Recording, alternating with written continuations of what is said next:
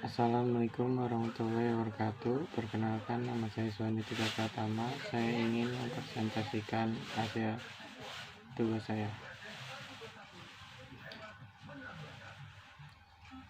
Isu lingkungan global, isu lingkungan nasional, isu lingkungan lokal, tadi khusus. Isu lingkungan global. Sebelumnya, orang menduga masalah lingkungan global lebih banyak dipengaruhi faktor alam, seperti iklim yang mencangkup temperatur curah hujan, kelembapan, tekanan udara, dan lain-lain.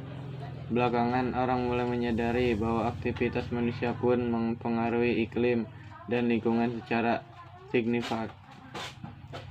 Menjadi masalah global yang mempengaruhi lingkungan juga, misalnya pertumbuhan penduduk dunia yang amat pesat.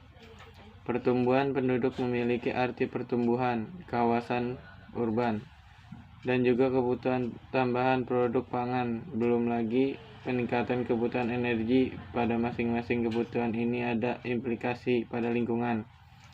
Contoh dari kebutuhan lahan urban dan lahan pertanian.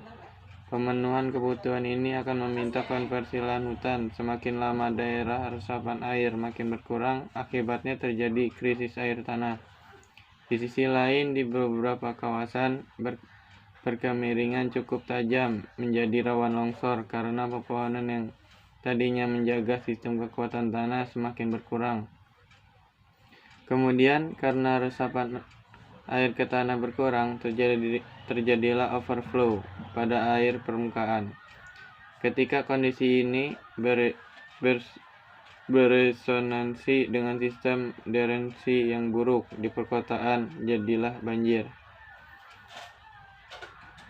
Isu lingkungan nasional. Beberapa isu-isu nasional tentang lingkungan dewasa ini senantiasa mengemukakan dan banyak dibicarakan di kalangan masyarakat. Beberapa isu nasional seperti kebakaran hutan dapat terjadi dengan alami atau ulah manusia. Kebakaran oleh manusia biasanya karena bermaksud pembukaan lahan dan pengkembunan.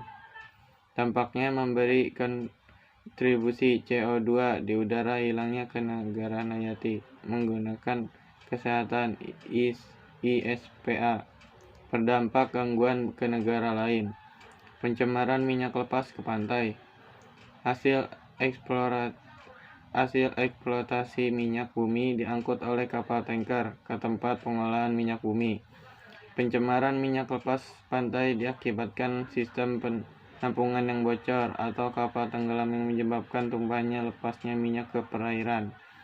Dampaknya mengakibatkan limbah tersebut dapat tersebar tergantung gelombang air laut.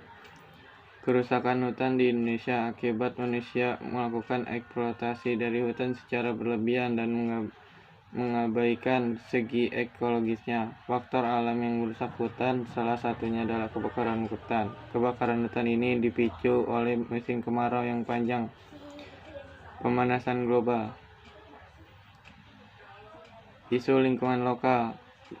Menipisnya lapisan ozon kini menjadi isu yang paling sering dibicarakan, bahkan telah menjadi materi pembelajaran akan anak kita di tingkat sekolah dasar. Bukan tanpa sebab, karena tanda lapisan ozon akan sangat banyak dampak negatif yang akan menimpa makhluk hidup di muka bumi. Di antara lain, penyakit-penyakit akan menyebar secara tanpa terkendali, cuaca tidak menentu, pemanasan global, bahkan tenggelamnya suatu daratan akibat muka air laut meningkat disebabkan mencair es yang ada di kutub utara dan selatan. Tingkatnya, jagat raya akan mengalami kehancuran. Namun demikian, dengan akal dan iptek yang kita miliki, tentunya pasti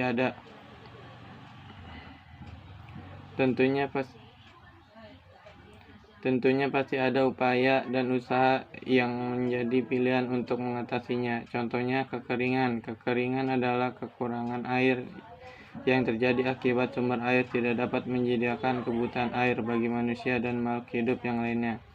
Dampaknya menyebabkan gangguan kesehatan dan pencemaran pangan. Banjir merupakan fenomena alam. Ketika sungai tidak dapat menampung limpahan air hujan karena proses evaluasi mengalami penurunan, itu semua dapat terjadi karena hijauan dan penahanan air, resapan air berkurang. Sikap peduli lingkungan menurut peneliti. Menurut Azwar, sikap adalah suatu bentuk evaluasi dan reaksi perasaan, sedangkan menurut Harlan, sikap dan kesiapan atau kecenderungan seseorang untuk bertindak dalam menghadapi suatu objek atau situasi tertentu. Menurut Wibowo, peduli adalah mengindahkan, memperhatikan, dan menghiraukan. Kepedulian adalah perihal sangat peduli dan sikap menginginkan atau memperhatikan terhadap objek tertentu. Malik mengatakan bahwa lingkungan adalah sesuatu yang ada di dalam sekitar yang memiliki makna atau mempengaruhi tentu kepada individu. Menurut Kementerian Pendidikan Nasional menyatakan bahwa peduli lingkungan merupakan sikap dan tindakan yang selalu berupaya mencegah kerusakan pada lingkungan alam sekitarnya dan mengembangkan upaya-upaya untuk mengabaikan kerusakan yang sudah terjadi. 1. Berhemat menggunakan listrik dan air. 2. Mengenalkan kode reuse and recycle. 3. Menggunakan produk yang ramah lingkungan. 4.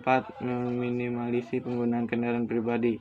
5. Belajar menanam pohon dan perkebunan. 6. Bepergian ke alam bebas. 7. Membuang sampah pada tempatnya. Terima kasih, cukup sekian. Wassalamualaikum warahmatullahi wabarakatuh.